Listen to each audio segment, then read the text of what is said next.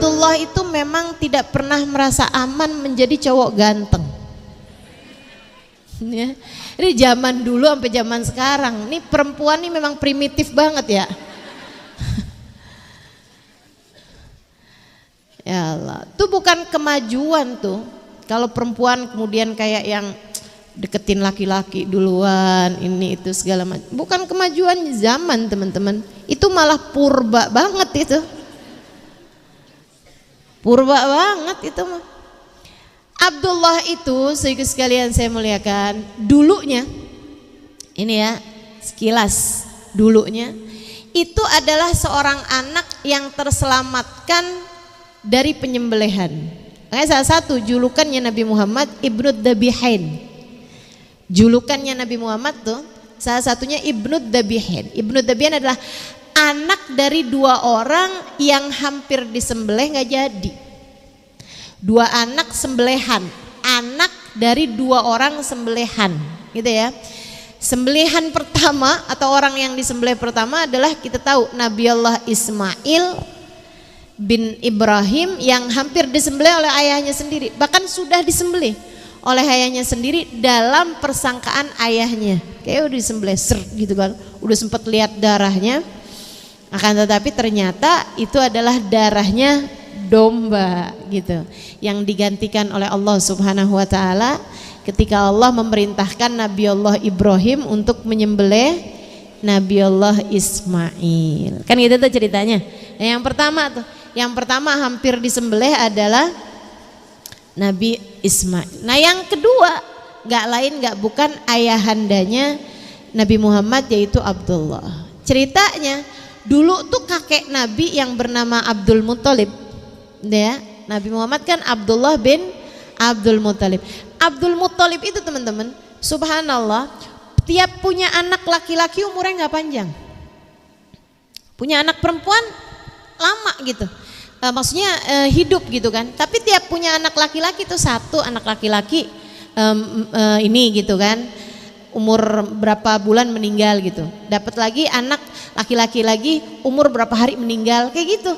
Jadi umurnya tuh nggak pernah sampai ada yang lewat 2 tahun 3 tahun tuh nggak ada gitu. Akhirnya merebaklah rumor di kalangan masyarakat Arab bahwa Abdul Muthalib nih kayaknya emang beliau pemimpin bangsa Arab pada masa tersebut teman-teman. Pemimpin kabilah suku Quraisy, pemimpin suku Quraisy yang memang paling banyak di sana tuh kan suku Quraisy tuh. Nah itu pimpinannya itu adalah Abdul Muthalib. Tapi tiap punya anak tiap kayak begitu gitu kan, tiap meninggal kalau punya anak laki-laki, akhirnya beliau jadi tersebar rumor kalau beliau itu nggak akan punya anak laki-laki gitu. Dan di masyarakat Arab pada masa tersebut itu punya anak perempuan itu aib, sehingga banyak diantara mereka yang menguburkan anak-anak perempuan mereka hidup-hidup, kan begitu ya. Nah, jadi akhirnya Abdul Muthalib itu nggak punya anak laki, itu kan jadi kayak abtar gitu orang menyebutnya gitu ya, putus keturunan gitu. Kayaknya orang Malang banget gitu yang dianggap sebagai orang yang nggak punya keturunan laki-laki. Abdul Muthalib nggak bunuhin anak perempuan dia gitu ya. Dia mulia, dia beriman sama Allah Subhanahu wa taala, mengikuti ajaran kakek neneknya gitu kan. Jadi nggak nguburin anak perempuannya. Dia nggak nguburin. Makanya ada Sayyidah Sofia bibi Nabi Muhammad alaihi salam gitu kan. Ada tuh beberapa bibi-bibinya Nabi Muhammad sallallahu alaihi wasallam. Nah, ini teman-teman saya sekalian, tapi kan namanya malu banget kan, tiap punya anak laki-laki kok meninggal gitu. Tiap punya anak laki-laki, naas banget nasib saya. Beliau kemudian bernazar. Nazarnya gini nih. Kalau saya punya anak laki-laki 10 ya nggak langsung. Dan dari beberapa istri juga ya, dari beberapa istri juga. Dibilang kalau saya sampai punya anak 10-10-nya sampai dewasa, salah satunya akan ada yang saya korbankan di Ka'bah. Salah satunya akan ada yang saya sembelih untuk Tuhan di Ka'bah. Gitu. Sedikit sekalian, kok nazarnya nadar sembelih kayak begitu sih Ustazah? Zaman dulu tuh itu bukan nggak masuk syariat tuh, nggak apa-apa tuh dalam syariat, gitu ya. Orang sekarang haram hukumnya kalau sampai kayak begitu. Kalau sampai anak saya ada 5, salah satunya kan saya racun gitu kan. Itu teman-teman saya sekalian haram hukumnya karena syariatnya memang tidak memperbolehkan, gitu kan. Nah, zaman dulu tuh nggak ada syariat yang mengharamkan hal tersebut gitu. Makanya kan Qabil, Mahabil itu kan juga mengorbankan sesuatu kan gitu ya. Nah, itu tuh hal-hal yang dianggap lumrah pada masa tersebut. Ditambah lagi Abdul Muthalib nggak yakin punya anak 1 aja meninggal, 10 pula kan begitu. Subhanallahnya habisnya nadar kayak begitu, anaknya Abdul Muthalib itu laki-laki tuh, udah banyak bener tuh laki-laki. Pamannya Nabi itu kan banyak tuh. Jadi laki-laki tuh banyak laki-laki lahir lagi laki-laki, istri yang no hamil lahir lagi laki-laki, yang no lagi hamil laki-laki lagi gitu. Sehingga sekalian akhirnya kemudian beneran tuh punya anak laki-laki 10. Dan 10-10-nya tuh sampai dengan usia remaja gitu, sampai dengan mereka itu ya dianggap panjang umur lah gitu, maksudnya nggak meninggal di usia balita gitu. Juga sekalian sampai akhirnya ketika anak-anak mulai belasan tahun nih, diantaranya Abdullah itu gitu ya. Nah ini teman-teman juga sekalian, Abdul Muthalib artinya harus menjalankan nadarnya. Nih anak udah pada balik nih. Nih anak udah pada bisa menguatkan ayahandanya. Artinya harus ada yang dikorbankan di Ka'bah. Nah subhanallah, dari semua anak-anaknya ini Abdul Muthalib memang paling sayang sama Abdullah. Paling sayang dia sama Abdullah. Ya kan namanya orang tua kan punya anak 2, 3 aja udah ada tuh hatinya tuh yang mana yang lebih dicondongin gitu. Itu wajar aja teman-teman, nggak jadi masalah juga gitu. Meskipun ya jangan terus-terusan kamu omongin atau jangan sampai bikin hati anak-anak yang lain jadi sedih gitu. Karena kan nggak paling disayang bukan berarti nggak sayang, ya kan begitu ya? Iya kan? Nah itu jangan juga memperlihatkan itu kepada anak-anak yang lain gitu. Apalagi yang satu nih kalau di ulang tahun dikasih hadiah, kasih kado ini itu. Yang satu yang nggak terlalu disayang, inget aja kagak.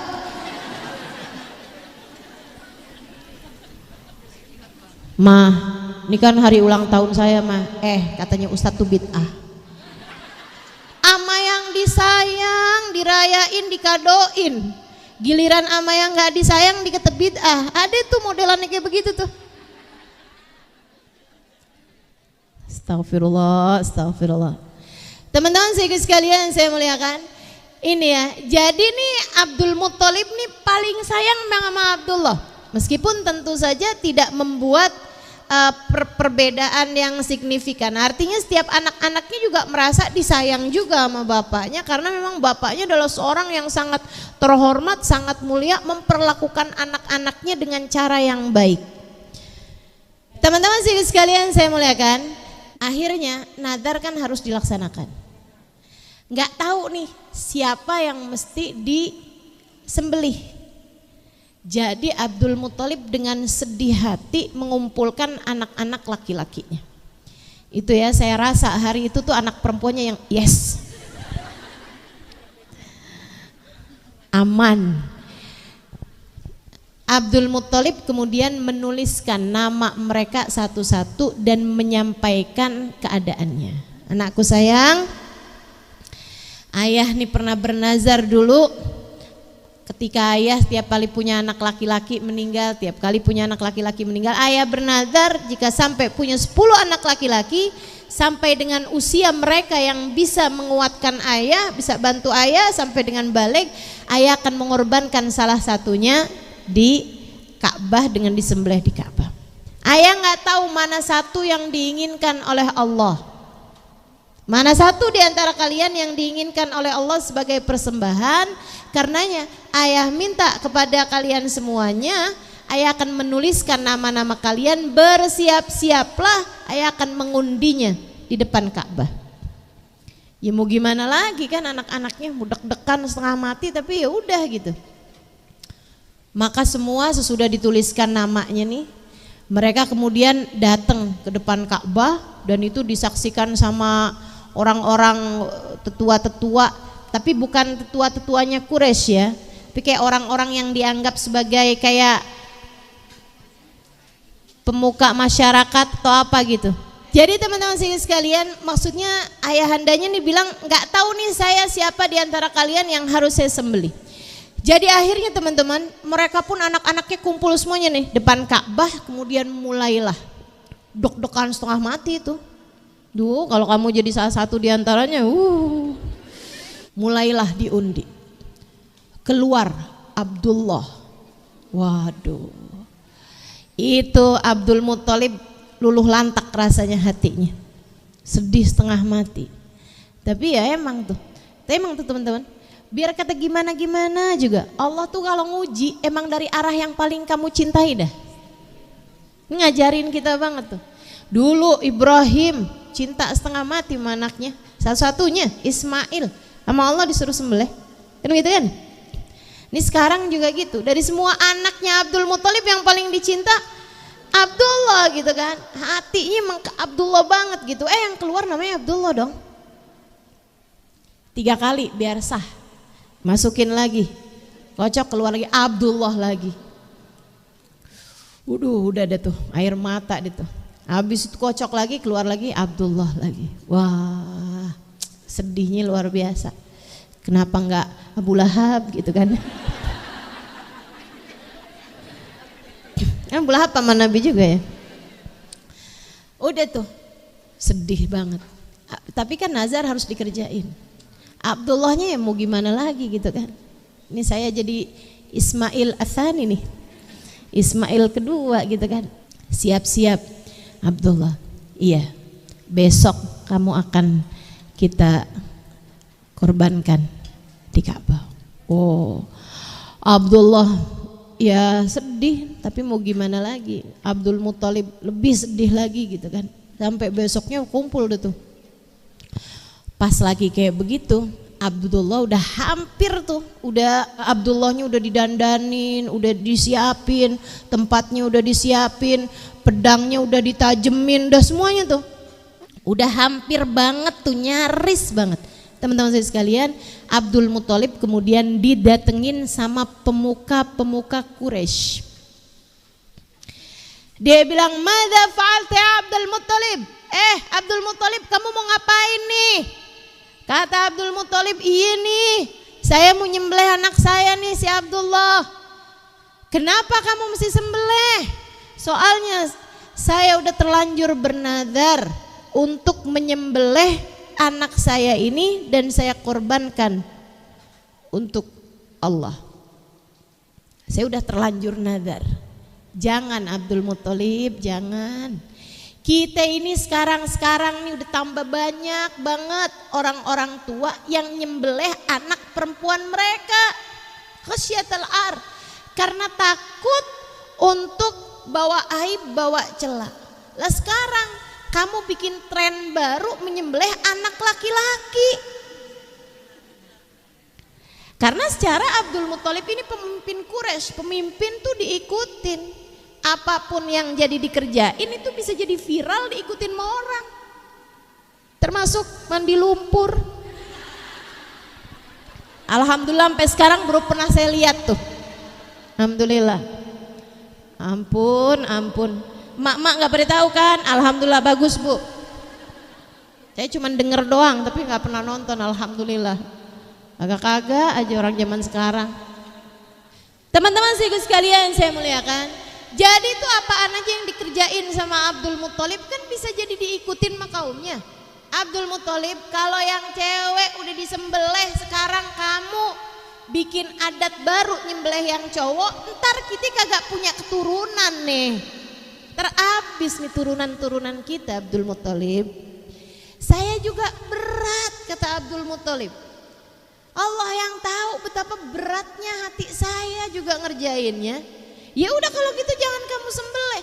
Ya kan kalian tahu sendiri, nadar kalau nggak dikerjain bisa turun gempa, bisa turun adab. bisa habis juga semuanya dari kita nih. Apalagi saya sebagai pemimpin Quraisy, kalau nggak kerjain nadar saya, bisa turun adabnya nggak cuman kepada saya dan keluarga, tapi kepada suku kita semuanya nih. Tunggu bentaran Abdul Muttalib, tunggu bentaran. Kami pernah dengar ada seorang perempuan ahli kitab, nggak punya tangan, nggak punya kaki, di sebuah daerah tuh ya, yang berhari-hari juga perginya gitu. Di sebelah sana nih, kasih tahu nih alamatnya. Dia itu bisa dapetin petunjuk dari Tuhan, petunjuk dari Allah. Abdul Muttalib dia ahli kitab, mengikuti ajarannya Nabiullah Isa alaihissalam. Pergilah ke sana wahai Abdul Muttalib, mintalah petunjuk kepadanya. Nih teman-teman, zaman itu perempuan tuh banyak dibunuh hidup-hidup.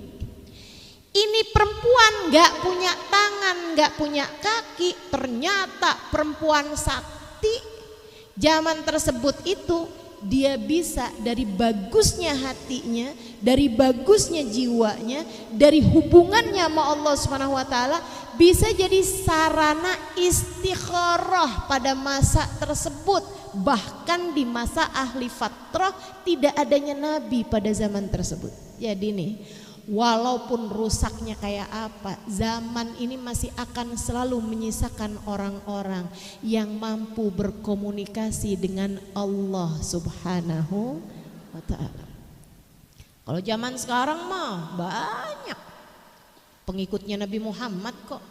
Nabi kan tugasnya nyambungin orang kepada Allah. Diharapkan semuanya bisa ngerjain sendiri-sendiri kalau zaman sekarang. Ya kan begitu ya? Ustazah saya nggak tahu nih bagus apa enggak nih saya nikah, istikharah. Nah, apa tuh maksudnya istikharah? Nyari jawaban dari Allah. Nyari jawaban dari Allah. Kamu, saya, kita yang modelannya kayak gini aja bisa ngerjain. Cuman kalau zaman itu kebayang dong teman-teman saudara sekalian. Zaman itu tuh zaman yang nggak ada nabi gitu. Dari terutusnya Nabi Isa alaihissalam tuh udah, Nabi Isa-nya itu udah wafat ratusan tahun gitu kan. Dan belum terutusnya baginda kita Nabi besar Muhammad. Zaman segitu aja ada tuh perempuan yang bisa berkomunikasi sama Allah, bisa nanya jawaban sama Allah. Cakep banget kan? Dan itu bukan laki-laki loh, perempuan. Perempuan. Zaman jahiliyah ada perempuan yang bisa berkomunikasi sama Allah. Zaman kayak begini nih, udah kayak begini, dan kamu nggak juga menyambung komunikasimu sama Allah, ya kan aneh. Aneh. Jadilah perempuan mulia di zaman kapanpun kamu berada. Jadilah perempuan-perempuan yang memiliki hubungan erat sama Allah Subhanahu wa taala. Terutama di zaman yang sekarang ini nih, di mana ilmu pengetahuan begitu mudahnya. Gitu. Dimana kita udah diajarin sama Nabi Muhammad caranya berkomunikasi sama Allah Subhanahu wa taala lewat salat kita, lewat ibadah kita, lewat wahyu yang Allah Subhanahu wa taala turunkan kepada kita. Jadi sekalian, wah seneng banget Abdullah, langsung yang asalnya udah siap-siap nih Abdul Muttalib ya, yang asalnya Abdul Muttalib udah siap-siap nih, sekarang ganti siap-siapnya. Bawa baju, siap-siap perjalanan menuju ke kota tempat perempuan ini berasal. Kabarnya di Syam. Syam tuh Syria ya. Zaman sekarang nih Syria. Jadi berangkat bawa rombongan. Sehingga sekalian, beberapa dari tetua-tetua termasuk Abdullahnya juga dibawa nih. Ya kalau misalnya dia apa-apain di sono, kita nggak tahu gitu kan. Apa mau diracun, ditungguin, kalau 3 hari bangun lagi berarti alhamdulillah, kalau enggak ya udah gitu kan. Apa mau kayak gimana gitu. Jadi dibawa juga nih Abdullahnya nih. Nyampe sana. Ketemu beneran tuh perempuan gak punya kaki, gak punya tangan. Sehingga sekalian saya muliakan, akhirnya udah nih ketemu lah nih kan. Ketemu bincang-bincang sama perempuan tersebut, kasih tahu begini begitu. Kata perempuannya, baiklah Abdul Muttalib, datanglah lagi esok hari, malam hari ini saya akan minta petunjuk petunjuk kepada Allah. Dah tuh. Abdul Muthalib nginep di situ ya. Mungkin kayak bangun-bangun tenda ini apa segala macam zaman itu teman-teman. Saya rasa belum ada tuh Haris Hotel. Belum ada tuh kan. Apalagi Sheraton segala macam tuh belum ada gitu. Walaupun Abdul Muthalib orang kaya raya pada masa tersebut ya. Saya rasa bangun tenda lah gitu. Nah, besokannya datang lagi. Dia udah bisa ngasih jawabannya. Abdul Muthalib, buatlah 2 nama, undilah. 1 Abdullah, 1 Ibil. Apa Ibil? Unta. Kamu kocok.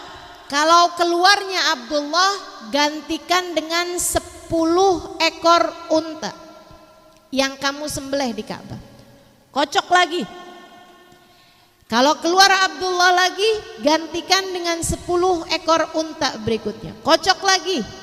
Kalau keluarnya Abdullah lagi, gantikan dengan 10 unta, gantikan terus dengan 10 ekor unta sampai keluar Ibil. Kalau udah keluar Ibil, qad radiya rabbukum, qad radiya rabbuna, Allah Tuhan kita sudah ridho kepada penggantinya Abdullah. Solusi dong. Alhamdulillah. Wow, seneng banget, girang banget ngasih hadiah kepada perempuan tersebut. Gitu ya. Itu tuh termasuknya adab teman-teman. Gak kemudian yang ya orang kan mestinya ikhlas. Istikharah bercakap-cakap dengan Allah. Bagus, tapi kan mestinya ikhlas. Buat beliaunya biarkan ikhlas. Ya kan ya? Akan tetapi buat kamu itu kalau dibuat baik sama orang, adabnya adalah membalas kebaikan. Beda nih teman-teman, beda nih. Guru ngaji, ngajarin ngaji sama anak kita. Tiap bulan gitu dan kamu gak ngasih, guru ngaji mestinya ikhlas. Ikhlas tuh urusan dia sama Allah. Urusan kamu, anak kamu diajarin ngaji. Ya kamu mestinya balas dong kebaikan orang. Iya kan? Kamu sendiri kagak bisa ngajarin ngaji mana kamu. Diserahin tuh tugas sama orang lain. Ya kamu balas kebaikan orang tersebut. Dengan cara ya kasih. Apa kek gitu kan. Kasih hadiah, kasih amplop, kasih transferan gitu. Kasih teman-teman saya sekalian. Ini bukan masalah, kalau ngasih namanya dia gak ikhlas dong. Aneh-aneh gitu. Kalau Allah bilang ittabi'u man la yas'alukum ajra wa mutadun, ikutilah para nabi-nabi, para kekasih-kekasih Allah yang mengajak tanpa mengharapkan balasan. Ikhlas itu urusan dia, urusanmu membalas kebaikan. Kan begitu? Sedikit sekalian yang saya muliakan. Nah itu yang terjadi nih ya. Orang-orang mulia tuh dari zaman dulu yang ngerti membalas kebaikan. Bahkan Nabi Muhammad innahu kana yaqbalul hadiyah wa yukafi'uha. Sesungguhnya Nabi Muhammad adalah seorang yang menerima hadiah dan membalas kebaikan orang yang berbuat baik kepada beliau. Jadi Abdul Muthalib kasih hadiah tuh sama si perempuan tersebut sebagai rasa berterima kasih beliau atas terselamatkannya putranya Abdullah gitu ya. Beliau pun pulang dengan hati yang sangat besar. Mulailah kemudian besok harinya udah rapi-rapi nih, bikin undian Abdullah sama Ibil. Dibuka Abdullah 10 ekor unta. Dikocok lagi Abdullah lagi 10 ekor unta. Kocok lagi Abdullah, kocok lagi Abdullah, kocok lagi Abdullah. Sampai 10 kali kocok Abdullah. Artinya 100 ekor. Pada kali yang ke-11 keluarlah Ibil. Jadi menyembelih 100 ekor. Disembelih tuh di sekitar Ka'bah. Darah sampai mengalir di tanah sekitar Ka'bah dari banyaknya unta yang disembelih pada hari tersebut. Dagingnya disedekahkan buat semua orang. Jadi orang Mekah pada hari itu tuh makan kambing tuh udah tuh. Makan unta. Kenapa yang disembelih unta makannya kambing? Karena begitu urusan makan yang kebayang sama saya kambing gitu ya. Kebayang Idul Adha saya. Jadi tuh pada pesta makan daging unta pada hari tersebut. Baik teman-teman sekalian saya muliakan, itu yang terjadi dan alhamdulillah selamatlah Abdullah. Duani itu gantengnya ya ampun. Dah tuh. Ketika umur nikah tuh beliau, umur kayak 18, 19 gitu ya. Di Arab umur nikah laki-laki segituan tuh. Itu kalau Abdullah itu jalan, aduh cewek-cewek tuh dah top banget dah pokoknya. Tapi ini cewek-cewek selain yang bukan modelannya Khadijah, bukan modelannya Aminah gitu, enggak tuh, enggak. Aminah, Khadijah enggak yang modelan kayak begitu teman-teman. Tuh modelannya yang kayak cewek-cewek tebet gitu.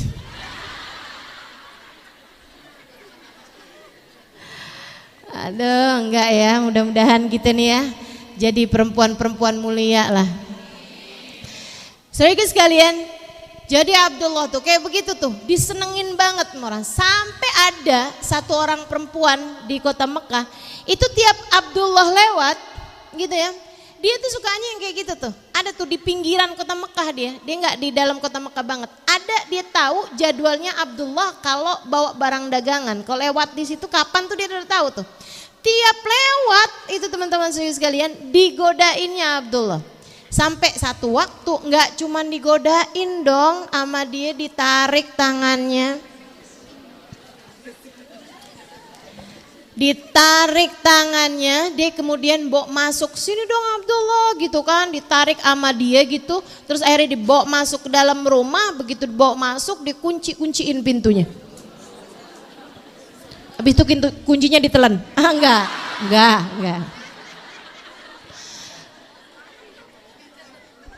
Terus dia bilang, Abdullah, menikahlah denganku. Langsung banget ya. Menikahlah denganku Abdullah. Saya sangat mencintaimu. Saya sangat menyukaimu, mari kita menikah. Dan itu kalau kamu bayangin ceweknya itu yang kayak tante-tante gimana gitu. Enggak teman-teman, itu ceweknya cantik. Dan cewek yang rumahnya bagus, maksudnya kaya gitu loh. Dan kelihatan banget kalau dia adalah perempuan belajar, perempuan yang bahkan bisa baca gitu. Zaman itu tuh nggak banyak perempuan berpendidikan gitu ya. Jangankan perempuan, yang laki-laki aja nggak banyak kok yang berpendidikan dalam artian bisa baca tulis tuh nggak. Aminah juga nggak. Abdullah juga mungkin nggak teman-teman. Nah itu ini kelihatan banget perempuan yang berpendidikan gitu, kayak perempuan modern lah gitu kan, zaman itu ya, modern zaman itu gitu. Jadi kayak Abdullahnya heran banget gitu kan, lihat perempuan kayak begitu. Ayolah Abdullah, menikahlah dengan saya gitu. Abdullah liatin perempuan ini, cakep teman-teman. Ini kan kalau misalnya laki-lakinya modelannya yang kayak boleh juga. Seenggaknya gitu, saya nggak cinta sama dia gitu, tapi kan saya bisa dapetin hartanya nih. Misalnya gitu kan, saya jadinya nggak harus kerja susah-susah nih cewek nih gitu, boleh juga gitu. Dan nggak jelek juga, oke juga gitu kan. Nggak gitu teman-teman, Abdullah tuh memanglah ayah Nabi Muhammad SAW. Ketika dia dalam posisi seperti itu, beliau kemudian dengan tegasnya berkata, amal haramu fal mamatu dunah, amal halal fala hilla li astabina. Ini ucapan terkenal banget nih di kalangan masyarakat Arab. Ini ucapan ayahandanya Nabi Muhammad. Kita tahu nih bahwa memang Allah tuh memang nggak keliru gitu, nggak keliru. Orang mulia lahir dari ayah mulia, dari ibu mulia gitu. Orang paling mulia lahir dari ayah paling mulia, dari ibu paling mulia. Makanya anakmu ya kagak jauh-jauh dari kamu dah, kurang lebih dah gitu, ya kan? Maka kalau kepengen anak-anak kamu jadi anak-anak mulia, cucu-cucu kamu jadi cucu-cucu mulia, jadi ahli ibadah pada Allah SWT, belajarlah untuk menaikkan tingkat kemuliaanmu di hadapan Allah. Jadilah perempuan solehah. Jadilah perempuan ahli ibadah. Jangan jadi perempuan yang kerjaannya hari-hari cuman ngeliatin kabar dari artis-artis doang. Apa kabar ente? Urusan anak udah beres? Hah? Urusan suami beres? Urusan rumah tangga beres? Pengajian gimana pengajian? Beres? Juz amamu udah hafal? Malaikat raqib ma'atid, maka kalau sholat kamu udah hafal surat apaan yang kamu mau baca? Baru ghairul maghdubi alaihim gitu. Malaikat raqib, malaikat atid bilang sama malaikat raqib, kulhu tid. Kulhu.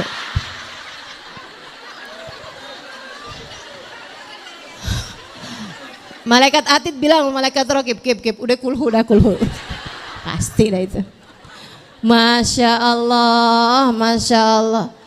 Urusan yang kamu gak dihisap, kamu gak akan dipertanyakan.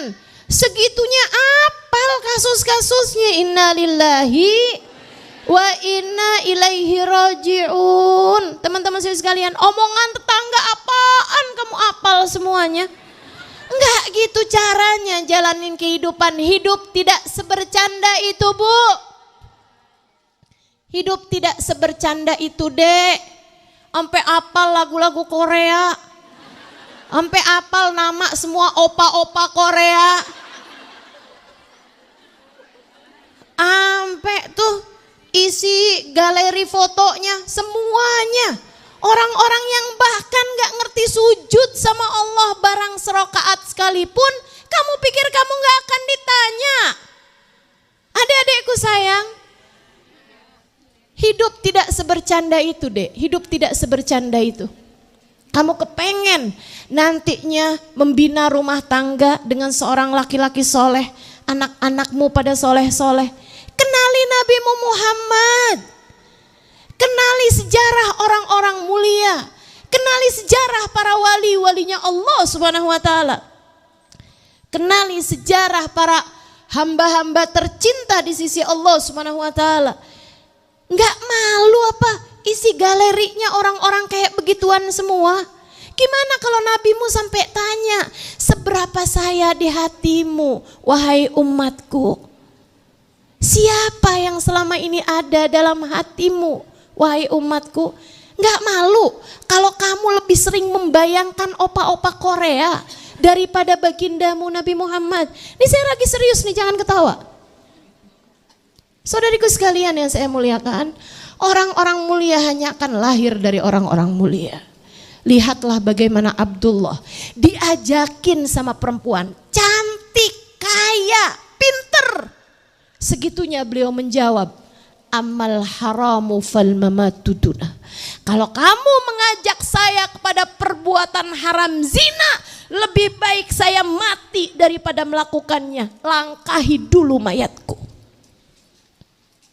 Tuh orang mulia kayak begitu. Jangan baru dilirik doang udah ikut. Jangan baru diajakin, ditanyain, udah makan, gitu doang. Udah mau mengorbankan bahkan yang paling berharga yang kamu punya. Adekku sayang, gak gitu caranya jalanin kehidupan. Gak gitu caranya jalanin kehidupan. Ibu-ibu juga nih, udah pada punya suami loh. Kerjaannya nonton drama Korea sampai yang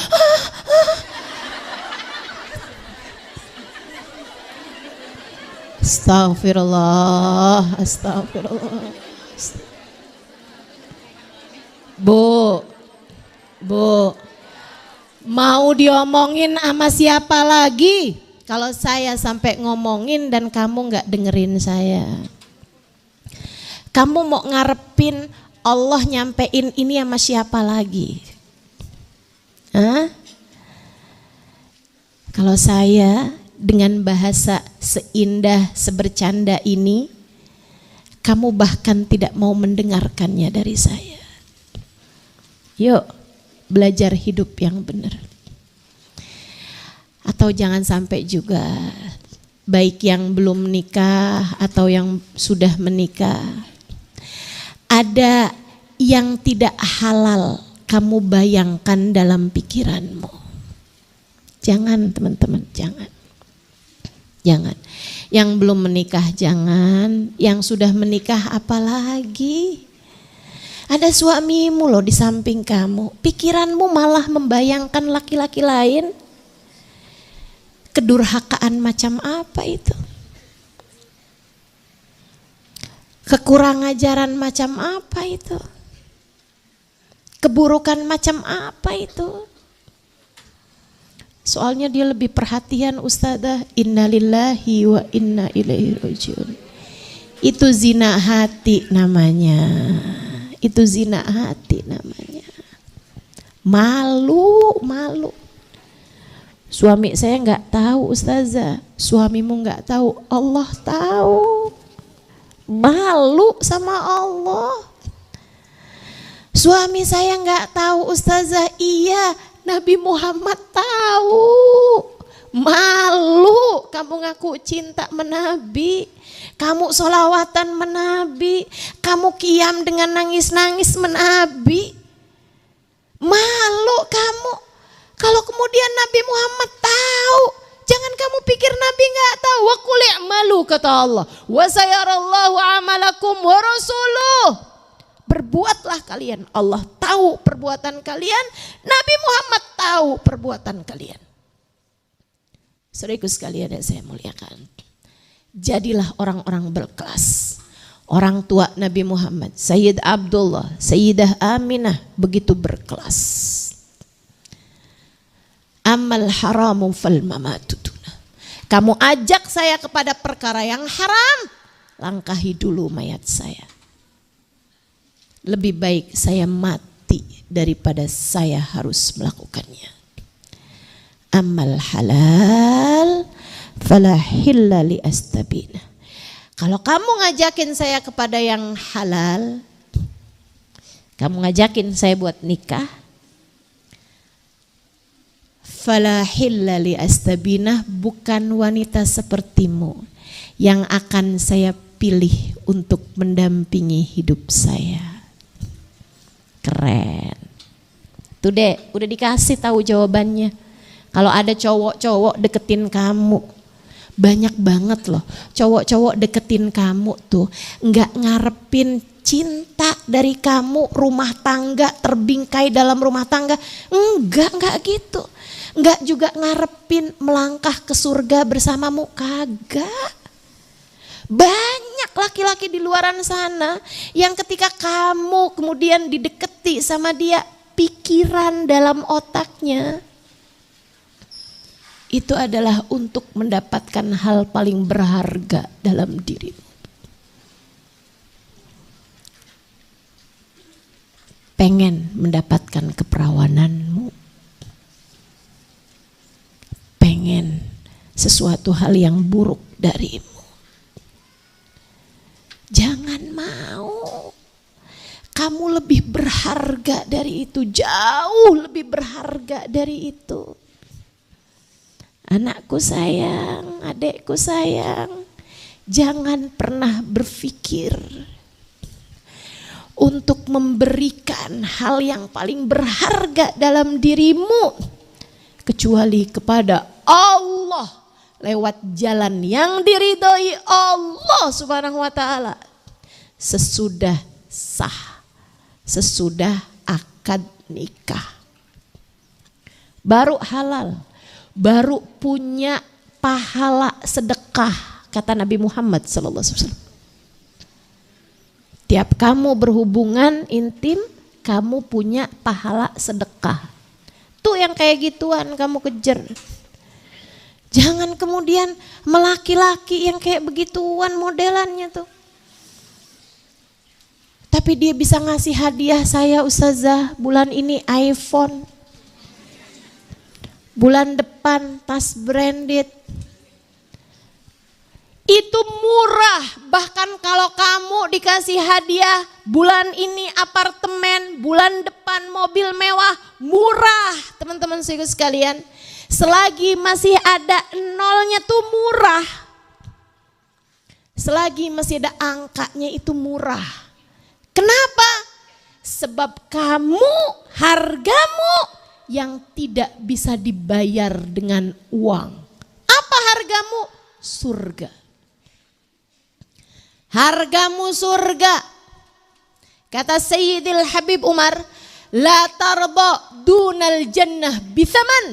Jangan pernah ridho apa yang kamu lakukan dibayar dengan yang di bawah surga. Harga saya adalah surga. Saudaraku sekalian yang saya muliakan, ada nih orang minta jadwal sama saya. Gitu kan ya? Ustazah, kami punya majelis begini begitu segala macam. Saya bilang saya sudah punya majelis yang lain. Ustazah di sana dibayar berapa sih? Kami akan transfer lebih banyak daripada apa yang dia bisa berikan. Saya langsung tinggal. Saya nggak ngerti mesti jawabnya kayak gimana. Kalau boleh saya jawab, saya akan bilang, la arda dunal jannah bithaman. Jangan pernah ngira saya melakukan semua ini hanya berharap sekedar transferan. Saya tidak pernah ridho apa yang saya lakukan dihargai di bawah surga. Setuju? Kita nggak mau nih yang kita kerjain ini dibayar di bawah surga. Termasuk senyumanmu, Bu. Yang senyum sama suami hanya kalau habis ditransferin. Mana dia orangnya nih? Senyum kamu semurah itu ya? Jangan dong. Tersenyum bahkan saat hati terluka. Tuh dia orangnya. Senyum kamu mahal. Senyum kamu bernilai surga. Kan begitu ya? Yang senyum walaupun lagi capek, suaminya datang senyum. Suaminya habis bilang maaf ya, saya nggak bisa transferin hari ini, tetap senyum. Kok kamu tetap senyum? Karena harga senyum saya adalah cakep. Emang nggak salah dah ngaji sama saya, nggak salah. Ngerti cara berpikir ya nggak? Ngerti nilai diri nih, cakep. Teman-teman saya sekalian, putus asa dong tuh cewek dengernya. Ya udahlah, mau gimana lagi? Dia kemudian keluarin kuncinya, dia bukain pintunya. Udah tuh. Abdullah ngerasa nih kayaknya nggak aman banget ya di cowok ganteng, ya udah dah. Kawin aja dah, kawin. Rundingan diskusi gini gitu sama keluarganya, terutamanya sama ayahandanya Abdul Muttalib. Kemudian ayahandanya bilang, iya dah. Kalau ayah setujunya sama siapa? Bentar ya ayah pikirin ya. Kayaknya sama anaknya Pak Wahab gimana?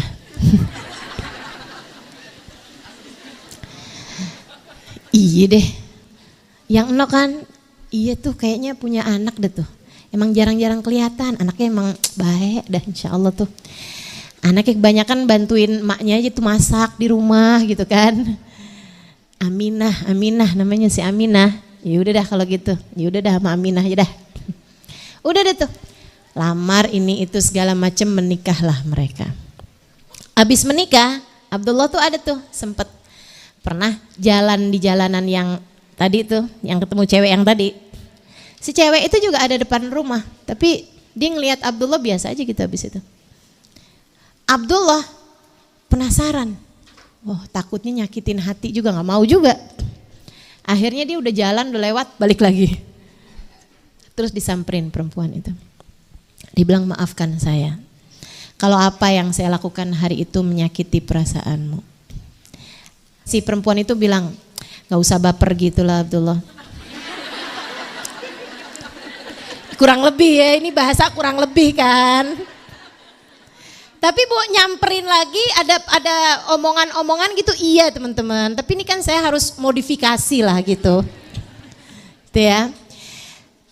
Terus perempuan itu ngomong kayak begini nih. Kamu sebenarnya udah salah sangka loh sama saya Abdullah. Kamu udah salah sangka sama saya. Kamu tahu gak Abdullah, saya tuh emang pengen sama kamu. Pengen jadi istri kamu. Pengen jadi istri kamu. Tapi sebenarnya juga saya kepengen jadi istri kamu bukan karena kamu sih. Saya gak ngarepin kamu. Tapi saya ini adalah perempuan yang bisa membaca kitab-kitab terdahulu. Dan dari keterangan kitab-kitab terdahulu saya tahu yusyak an yub'ats nabi akhiruz zaman. Nah kalau ini benar-benar nih sesuai dengan teks ya. Sesuai dengan teks. Yusyak an yub'ats nabi akhiruz zaman. Di masa sekarang ini sudah nyaris, sudah hampir terutusnya nabi akhiruz zaman. Dan saya pun membaca ciri-ciri yang akan menjadi ayahnya. Dan saya melihat pada dirimu Abdullah ada cahaya kenabian di wajahmu itu. Kamu akan menjadi calon ayah dari Nabi akhiruz zaman. Aku berharap-harap andai aku yang menjadi ibunya. Makanya godain setiap kali Abdullah jalan. Tapi ini kok cara godain, cara halus, cara lembut gak mempan. Kali-kali deh Abdullah demennya yang agak-agak kasar. Makanya kemudian berani tuh bawa Abdullah masuk ke dalam rumah. Kemudian ngajakin kawin. Yang diajakin juga kawin, bukan zina sebenarnya. Tapi mendengar jawabanmu hari itu Abdullah, taulah bahwa bukan sayalah perempuan yang dipilih oleh Allah. Sekarang Abdullah, meskipun kamu tidak memberitahu saya, apalagi mengundang saya tahu bahwa kamu sudah menikah. Sebab cahaya yang dulu saya dapati di wajahmu itu sekarang sudah tidak ada lagi. Saya tahu cahaya itu telah berpindah ke rahim istrimu yang sekarang pastilah ia sudah hamil.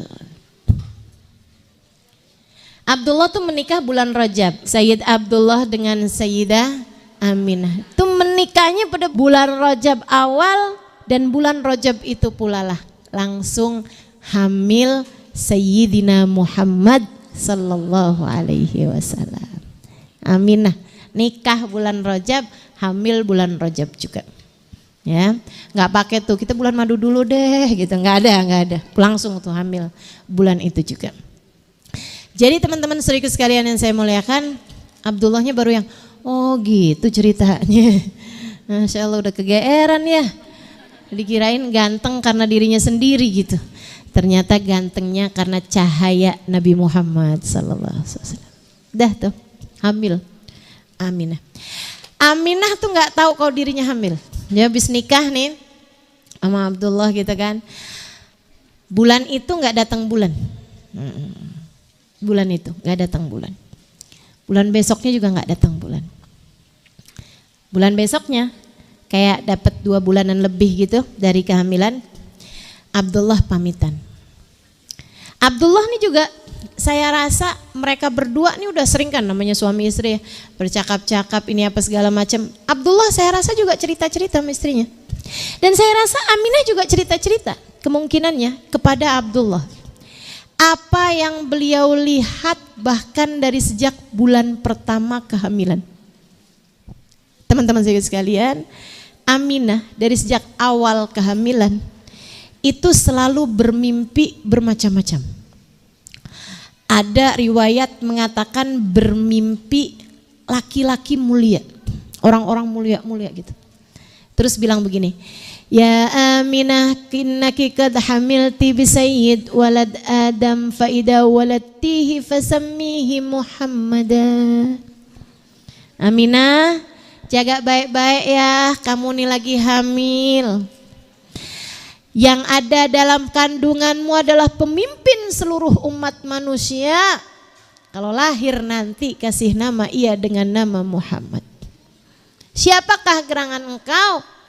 Kata Aminah, ana abik Adam alaihissalam. Aku adalah ayah moyangmu. Akulah Nabi Adam alaihissalam. Bulan besoknya Nabi yang lain, bulan besoknya.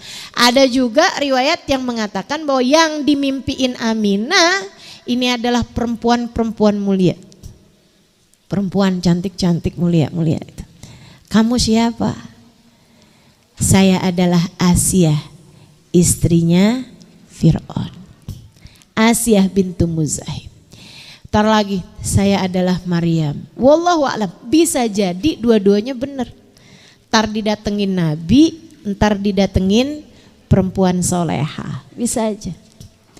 Saudaraku sekalian saya muliakan, sampai 2,5 bulan kemudian dari mulai awal nikah, dari mulai kehamilan, kandungan masih hampir 3 bulan ya, 2 bulanan lebih aja. Abdullah pamitan, saya Aminah mau nengokin keluarga paman-paman saya di Bani Najjar. Katanya Aminah, ya silahkan Abdullah. Berangkat, nggak pulang teman-teman. Ayahandanya meninggal dunia di Qabilah Bani Najjar. Itu daerah di sekitar antara Mekah sama Madinah. Ya. Abdullah meninggal di sana.